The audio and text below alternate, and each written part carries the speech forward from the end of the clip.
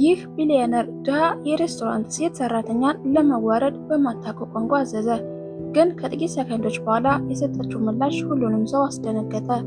ወደ ታሪኩ ከመሄዳችን በፊት እንደዚህ ያሉ አጭርና አስተማሪ ቪዲዮ እንዲደርሳችሁ ሰብስክራይብ እና ላይክ አድርጉ።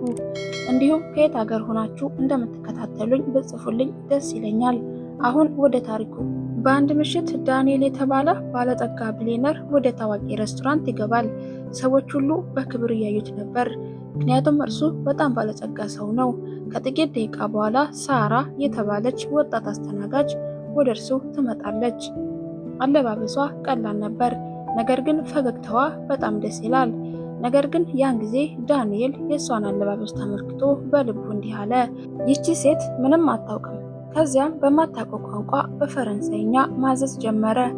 እንግዶች እየሳቁ ነበር፣ ምክንያቱም ሴቷ እንዳትገባ አስበው ነው።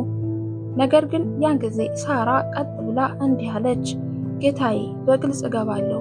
ነገር ግን እውነተኛ ክብር በገንዘብ አይመጣም፣ ለሰዎች ክብር በመስጠት ይመጣል እንጂ። ያን ጊዜ ሬስቶራንት ውስጥ ያሉ ሰዎች ሁሉ ጸጥ አሉ። ዳንኤል ተደናገጠ። ከዚያም ጠየቃት፣ እንዴት ይህን ቋንቋ ልታውቂ ቻልሽ? አላት። ሳራም በጸጥታ መለሰች፣ እኔ ከፓሪስ ሶርቦን ዩኒቨርሲቲ ላንጉስቲክ ዲግሪ ወይም የቋንቋ ዲግሪ አለኝ፣ ግን ህይወት እዚህ እንድሰራ አድርጎኛል አለችው። ያን ጊዜ ዳንኤል አንድ ነገር ተማረ፣ ሰውን ባለባበሱ አትመዝኑት የሚል ትልቅ ነገር። እውነተኛ ትልቅነት ሌሎችን በማክበር ይጀምራል። ቀጣይ ቪዲዮ እንዲደርሳችሁ ሰብስክራይብ እና ላይክ ማድረጋችሁን አትርሱ።